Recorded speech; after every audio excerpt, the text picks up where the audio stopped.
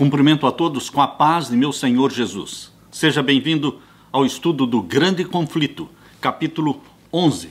Os príncipes amparam a verdade.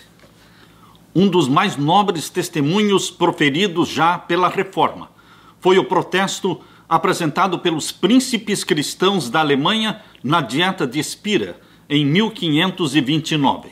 A coragem, a fé, a firmeza daqueles homens de Deus alcançaram para os séculos que se seguiram a liberdade de pensamento e a liberdade de consciência. O protesto deu para a Igreja Reformada o nome de protestantes. Seus princípios são a própria essência do protestantismo. Uma época tenebrosa e ameaçadora havia chegado para a Reforma. Apesar do edito de Worms, declarando Lutero proscrito e proibindo o ensino ou a crença das suas doutrinas, até ali prevalecera no Império a tolerância religiosa. A providência divina repelira as forças que se opunham à verdade. O imperador Carlos V estava inclinado a aniquilar a Reforma, mas, muitas vezes, quando levantava a mão para dar o golpe, ele foi obrigado a desviá-lo.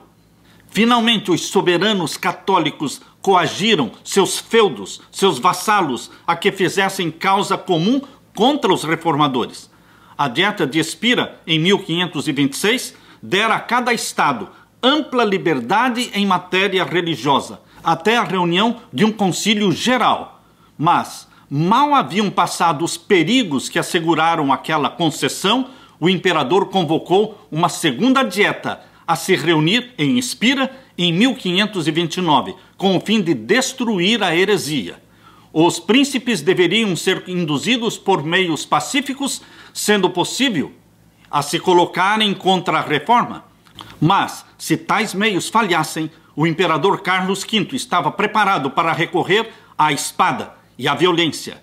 Os romanistas estavam jubilosos. Compareceram em Spira em grande número, manifestando abertamente sua hostilidade para com os reformadores e todos os que os favoreciam. Disse Melanchthon: nós somos a execração e a escória do mundo, mas Cristo olhará para o seu pobre povo e o preservará. Aos príncipes evangélicos que assistiam à dieta, foi até proibido que se pregasse o evangelho em sua própria residência. Mas o povo de Spira tinha sede da palavra de Deus e, apesar da proibição, milhares se congregavam para os serviços realizados na capela do eleitor da Saxônia. Isso apressou a crise. Uma mensagem imperial anunciou à dieta que, como a resolução que concedia liberdade de consciência havia dado origem a grandes desordens, o imperador Carlos exigia que esta concessão fosse anulada. Este ato arbitrário excitou a indignação e alarme dos cristãos evangélicos. Disse um deles: Cristo caiu de novo às mãos de Caifás e Pilatos. Os romanistas tornaram-se mais violentos. Um católico romano fanático declarou: os turcos são melhores que os luteranos, pois eles observam dias de jejuns e os luteranos os violam. Se tivéssemos de escolher entre as escrituras sagradas de Deus e os velhos erros da igreja, deveríamos rejeitar as escrituras sagradas. Disse Melanchthon: cada dia, em plena assembleia, Faber, o representante romanista, lança alguma nova pedra contra nós, os evangélicos. A tolerância religiosa fora legalmente estabelecida e os estados evangélicos estavam decididos a opor-se à violação dos seus direitos. A Lutero, ainda sob a condenação imposta pelo edito de Worms, não era permitido estar presente em Spira, mas preencheram-lhe o lugar os seus cooperadores e os príncipes que Deus suscitara para defender sua causa nessa emergência. O nobre Frederico da Saxônia, protetor de Lutero, fora arrebatado pela morte, mas o Duque João, substituto de Frederico, irmão de Frederico, alegremente aceitara também a reforma e, conquanto fosse amigo da paz, manifestara energia e coragem em todos os assuntos relativos aos interesses da fé. Os padres pediam que os estados que haviam aceito a reforma se submetessem implicitamente à jurisdição romana. Os reformadores não poderiam consentir que Roma de novo colocasse sob o seu domínio aqueles estados que com grande alegria haviam recebido a palavra de Deus. Como entendimento, foi finalmente proposto que, onde a reforma não houvesse sido estabelecida, o Edito de Worms deveria ser rigorosamente executado. Essa medida foi aprovada na Dieta, com grande satisfação dos sacerdotes e prelados papais. Se esse edito fosse executado, a reforma protestante não poderia se estender e progredir nos países ou nos estados que ainda era desconhecida, nem se estabelecer sobre sólidos fundamentos onde já existia. A liberdade da palavra seria proibida, não se permitiria conversões. Exigiu-se dos amigos da reforma de pronto se submeterem às restrições e proibições de Roma. As esperanças do mundo pareciam a ponto de se extinguir. O restabelecimento da hierarquia romana infalivelmente traria de novo os antigos abusos romanos e encontrar-se-ia facilmente uma ocasião para completar a destruição de uma obra já tão violentamente abalada pelo fanatismo e dissensão. Reunindo-se o partido evangélico para consulta, entreolharam-se entre eles pálidos de terror. De um para outro, eles faziam a mesma pergunta: que se poderá fazer? Submeter-se-ão os chefes da reforma e aceitarão o edito? Quantos pretextos plausíveis e boas razões poderiam ter encontrado para a submissão a Roma? Aos príncipes luteranos era garantido o livre exercício da sua religião. O mesmo favor era estendido a todos os seus súditos que anteriormente à aprovação daquela medida haviam abraçado as ideias reformadas. Não deveriam eles estar contentes? Quem sabe que oportunidade poderá trazer o futuro? Abracemos a paz, alguns pensavam. Agarremos o ramo de oliveira que Roma apresenta para que curemos as feridas da Alemanha. Com argumentos semelhantes a esses, poderiam os reformadores ter justificado a adoção de uma conduta que, com certeza, em não muito tempo resultaria na total destruição da reforma.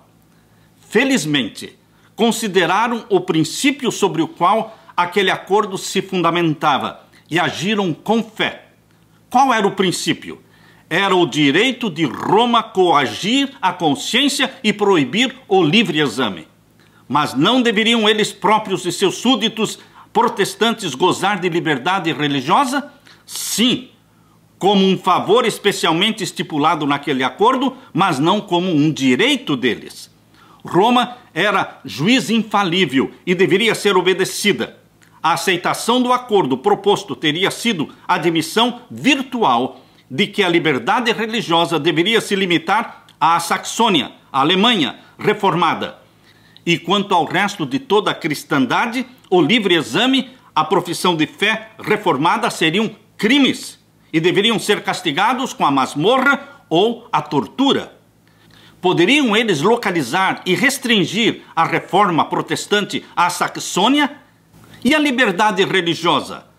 Poderiam eles admitir que não existiriam mais novos conversos para a fé protestante? Teria a reforma conquistado seu último converso? Teria a reforma avançado no último palmo de terra? E onde quer que Roma exercesse seu domínio naquela hora, ali deveria perpetuar-se o domínio de Roma?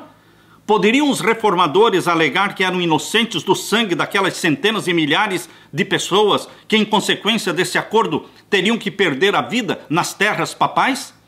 Isto seria trair, naquela hora suprema, a causa do Evangelho e das liberdades da cristandade. Rejeitemos esse decreto, diziam os príncipes alemães a favor da reforma. Em assuntos de consciência, a maioria não tem poder.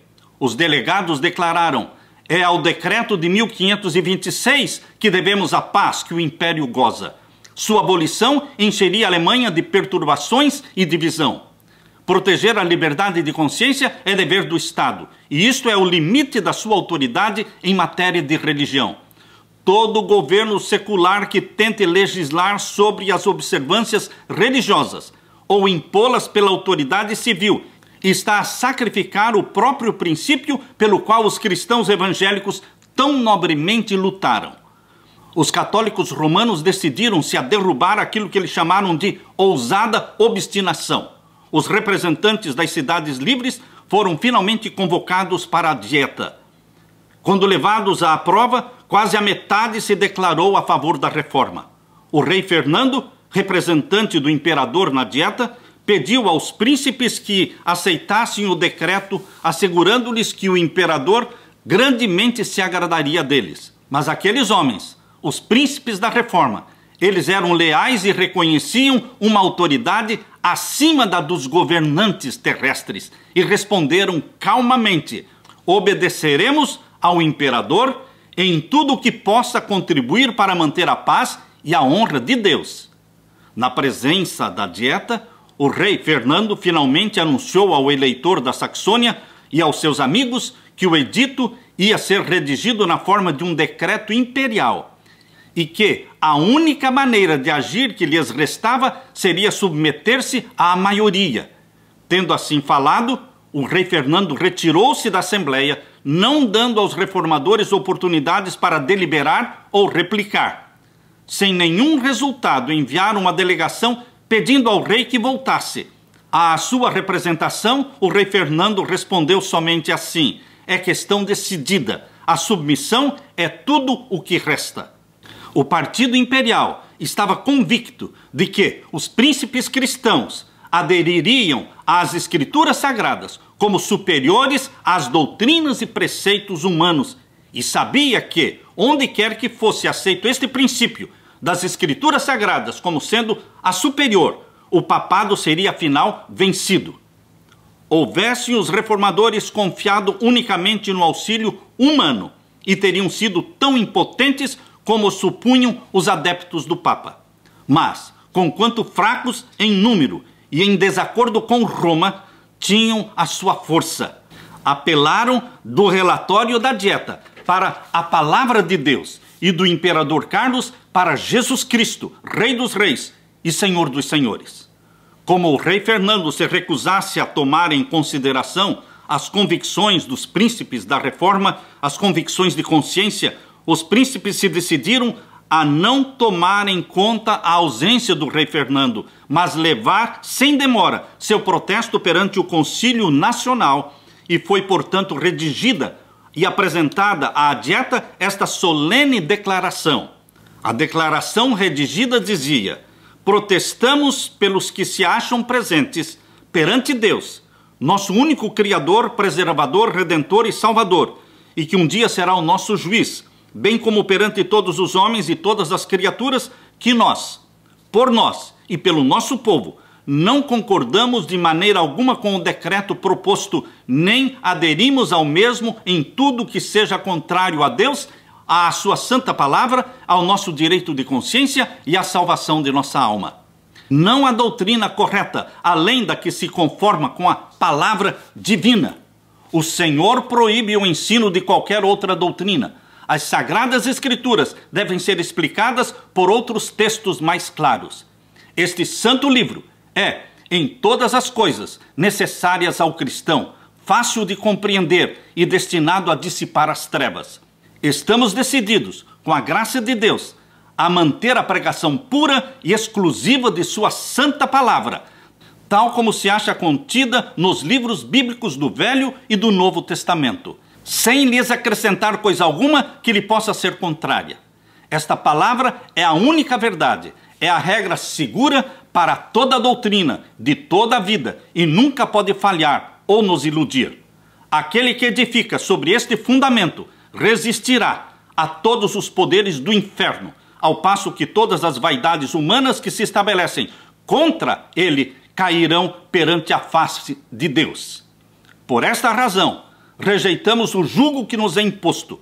Ao mesmo tempo, estamos na expectativa de que a Sua Majestade Imperial procederá em relação a nós como príncipe cristão que ama a Deus sobre todas as coisas, e declaramo-nos prontos a tributar-lhe, bem como a vós, graciosos fidalgos, toda a afeição e obediência que seja o nosso dever justo e legítimo. Esta representação impressionou profundamente a Dieta. A maioria estava tomada de espanto e alarme ante a ousadia dos que protestavam. O futuro lhes parecia tempestuoso e incerto. Dissensão, contenda, derramamento de sangue pareciam inevitáveis. Os reformadores, porém, certos da justiça de sua causa e confiando no braço da onipotência, estavam cheios de coragem e firmeza.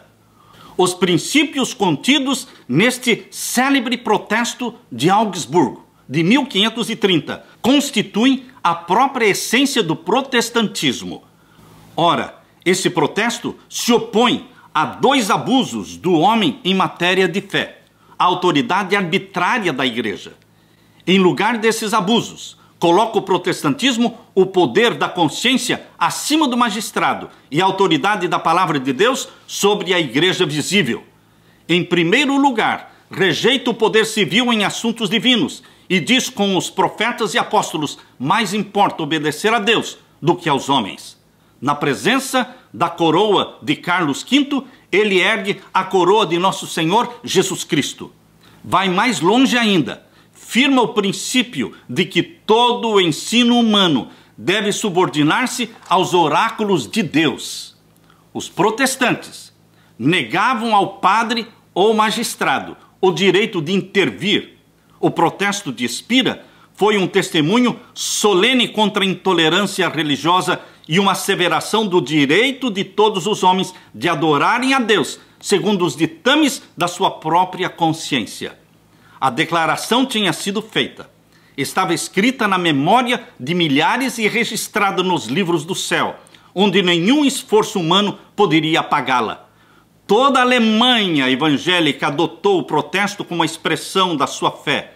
Disse um dos príncipes aos protestantes de Spira: queira o Todo-Poderoso que vos deu a graça para confessá-lo enérgica, livre e destemidamente. Queira Deus preservar-vos nesta firmeza cristã até o dia da eternidade. Houvesse a reforma, depois de atingir certo grau de êxito, consentido em contemporizar a fim de conseguir favor do mundo, e teria sido infiel para com Deus e para consigo mesma, além de assegurar sua própria destruição. A experiência desses nobres reformadores contém uma lição para todas as eras subsequentes. A maneira de agir de Satanás contra Deus e contra a sua palavra não mudou. Ele ainda se opõe a que sejam as escrituras sagradas adotadas como guia da vida, tanto quanto o fez nos séculos passados. Existe em nosso tempo um vasto afastamento das doutrinas e preceitos bíblicos. E há necessidade de uma volta ao grande princípio protestante, a Bíblia, e a Bíblia só, como regra de fé e prática. Satanás ainda está a trabalhar com todos os meios de que dispõe, a fim de destruir a liberdade religiosa. A mesma inseparável adesão à palavra de Deus que se manifestou na crise da Reforma é a única esperança da Reforma hoje. Foi por esse tempo que Melanchthon apressadamente conduziu pelas ruas de Spira em direção ao rio Reno o seu amigo Simão Grinaeus, instando com ele a que atravessasse o rio. Grinaeus se achava espantado com tal precipitação de Melanchthon, mas ele disse: um ancião de fisionomia grave e solene apareceu para mim, e ele disse: dentro de 1 minuto, os oficiais da justiça serão enviados pelo rei Fernando, a fim de prenderem Grinaeus. Durante aquele dia, Grinaeus ficara escandalizado com um sermão pregado por Faber, um romanista, um dos principais doutores papais. E no final, Grinaeus protestou porque Faber estava defendendo certos erros detestáveis. Faber dissimulou a sua ira, mas imediatamente se dirigiu ao rei, de quem obteve uma ordem contra o importuno professor de Heidelberg. Melanchthon não duvidou de que Deus havia salvo seu amigo, enviando um dos seus santos anjos para avisá-lo. Imóvel às margens do Reno, Melanchthon permaneceu, esperando até que as águas daquele rio houvessem libertado Simão Grinaeus dos seus perseguidores. Finalmente, disse Melancton, finalmente está ele arrancado das garras cruéis daqueles que têm sede de sangue inocente. Ao voltar para casa, Melancton foi informado de que os oficiais estiveram ali, na casa dele, à procura de Simão Grinaeus e haviam remexido a casa toda. O rei Fernando havia se negado a ouvir os príncipes evangélicos, mas a estes deveria ser concedida uma oportunidade para apresentar a sua causa diante do imperador Carlos. A fim de acalmar as dissensões que perturbavam o império, Carlos V, no ano seguinte que se seguiu ao protesto de Espira, convocou uma dieta em Augsburgo, anunciando a sua intenção de presidir a Assembleia pessoalmente. Para ali foram convocados os dirigentes protestantes, os dignitários da Igreja e do Estado. Grandes perigos ameaçavam a reforma, mas seus defensores ainda confiavam sua causa a Deus e se comprometiam a ser leais ao Evangelho. Os conselheiros do eleitor da Saxônia insistiram com ele para que não comparecesse à dieta. O imperador, diziam eles, exigia a assistência dos príncipes a fim de atraí-los para uma cilada. Não é arriscar tudo, ir e encerrar-se alguém dentro dos muros de uma cidade com um poderoso inimigo? Outros, porém, nobremente declaravam: portem-se tão somente os príncipes com coragem, e a causa de Deus está salva. Deus é fiel, ele não nos abandonará, disse Lutero. O eleitor da Saxônia, juntamente com o seu séquito, partiu para Augsburgo.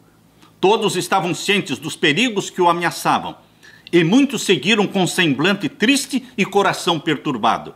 Mas Lutero, que os acompanhou até Coburgo, reviveu-lhes a fé bruxulhante, cantando o hino escrito naquela viagem: Castelo Forte é o nosso Deus. Ao som dos acordes inspirados, foram banidos muitos aflitivos presságios e aliviados muitos corações sobrecarregados. Os príncipes reformados resolveram redigir uma declaração sistematizada das suas opiniões, com as provas das escrituras sagradas, apresentando-a diante da dieta. E a tarefa da preparação da mesma foi confiada para Lutero, Melancton e os seus companheiros. Esta confissão foi aceita pelos protestantes como uma exposição de sua fé e reuniram-se para assinar o importante documento. Foi um tempo solene e probante.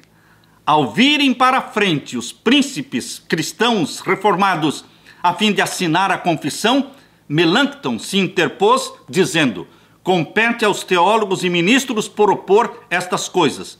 Reservemos para outros assuntos a autoridade dos poderosos da terra. Deus não permita, replicou João da Saxônia, Deus não permita que me excluais. Estou resolvido a fazer o que é reto, sem me perturbar acerca da minha coroa. Desejo confessar o meu Senhor Jesus. Meu chapéu de eleitor e os meus arminhos não são para mim tão preciosos como a cruz de Jesus Cristo. Tendo assim falado, João da Saxônia assinou o protesto. Disse outro dos príncipes ao tomar a pena: se a honra do meu Senhor Jesus Cristo o exige, estou pronto para deixar meus bens e domínios. Deixaria de preferência o país de meus pais, com o bordão na mão. Continuou ele, a receber qualquer outra doutrina que não a que se contém nesta confissão. Tal era a fé, tal era a ousadia daqueles homens de Deus. Chegou o tempo designado para comparecer perante o imperador Carlos V. Ali estava ele, sentado no trono, rodeado dos seus eleitores e príncipes, deu audiência aos reformadores protestantes. Foi lida a confissão de sua fé.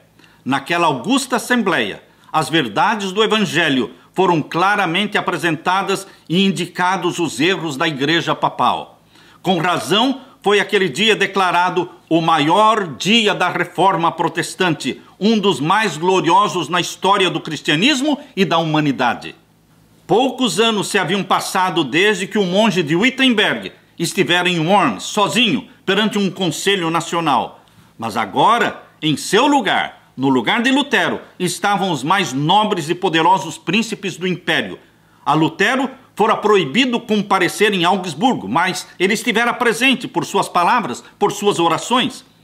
Lutero escreveu: estou jubilosíssimo de que eu tenha vivido até esta hora, na qual Cristo é publicamente exaltado por tão ilustres pessoas que o confessam em sua assembleia tão gloriosa. Nos dias do apóstolo Paulo, o evangelho pelo qual estava preso foi assim levado perante os príncipes e nobres da cidade imperial.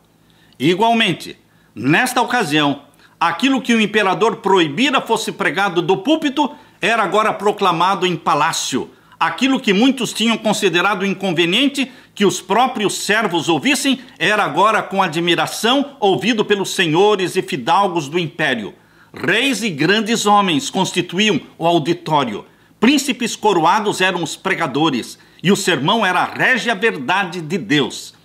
Escreveu um escritor cristão dizendo: desde a era apostólica nunca houve obra maior nem mais magnificente do que a confissão protestante. Tudo quanto os luteranos disseram é verdade, não o podemos negar, declarou um bispo de Roma. Poderiam vocês refutar por meio de sãs razões a confissão feita pelo eleitor da Saxônia e os seus aliados? Perguntou um outro para o Dr. Eck, representante de Roma. E o Dr. Eck respondeu: com os escritos dos apóstolos e profetas não podemos refutar, mas com os dos pais da igreja e com os concílios, sim, nós podemos refutar. Então o inquiridor respondeu: eu compreendo. Os luteranos, conforme vocês dizem, estão com as escrituras, e nós achamos-nos fora das escrituras. Alguns dos príncipes da Alemanha foram ganhos para a fé reformada. O próprio imperador declarou que os artigos protestantes não eram senão a verdade. A confissão foi traduzida para muitas línguas e circulou por toda a Europa e tem sido em sucessivas gerações aceita por milhões como a expressão da fé protestante.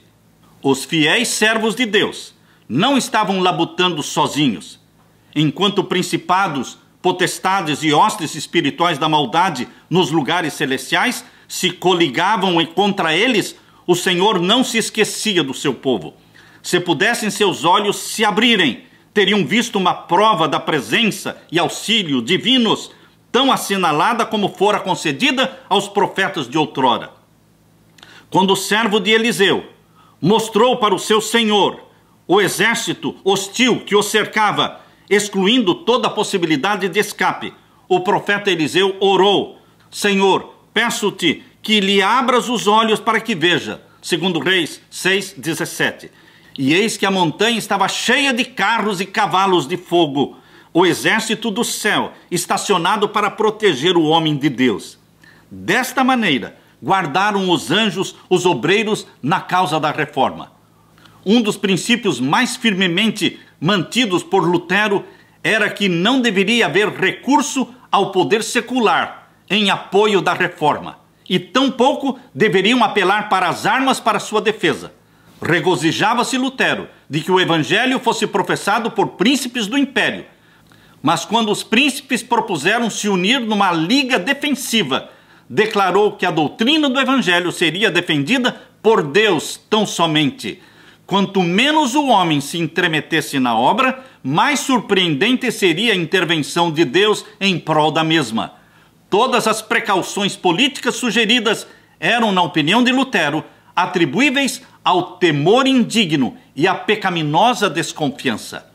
Quando poderosos adversários se estavam unindo para destruir a fé reformada, e milhares de espadas pareciam estar prestes a se desembainhar contra a reforma, Lutero escreveu: Satanás está exercendo a sua fúria, ímpios pontífices estão conspirando, e nós somos ameaçados de guerra.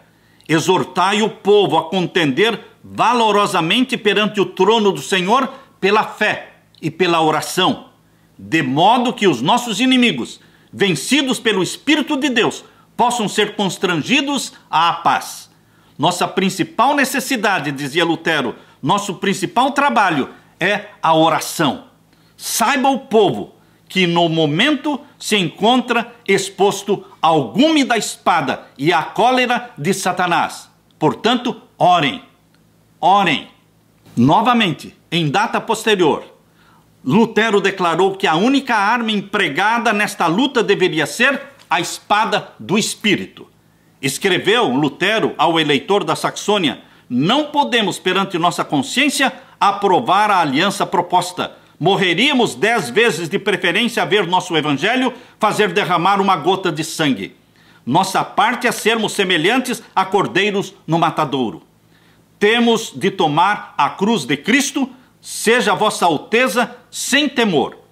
Faremos mais com as nossas orações do que todos os nossos inimigos com a sua jactância. Tão somente não sejam vossas mãos manchadas com o sangue de irmãos. Se o imperador exigir que sejamos entregues aos seus tribunais, estamos prontos a comparecer. Não podeis defender a nossa fé. Cada um deve crer com seu próprio risco e perigo. De onde veio o poder que abalou o mundo com a reforma? Do local secreto da oração proveio o poder que abalou o mundo na grande reforma. Durante a luta em Augsburgo, Lutero escreveu: não passou um dia sequer sem que eu dedicasse pelo menos 3 horas à oração, e eram horas escolhidas dentre as mais favoráveis ao estudo. 3 horas por dia orando enquanto a dieta de Augsburgo estava sendo processada. Queridos, na intimidade da sua recâmara, era ele ouvido a derramar a sua alma perante Deus em palavras dizendo, cheias de adoração, temor e esperança, como quando alguém fala com um amigo. Lutero dizia na sua oração: eu sei que tu és nosso Pai e nosso Deus, e que dispersarás os perseguidores dos teus filhos, pois tu mesmo corres perigo conosco. Toda esta causa é tua, Senhor, e é unicamente constrangidos por ti que lançamos mãos à mesma. Defende-nos, ó Pai, defende-nos, ó Pai.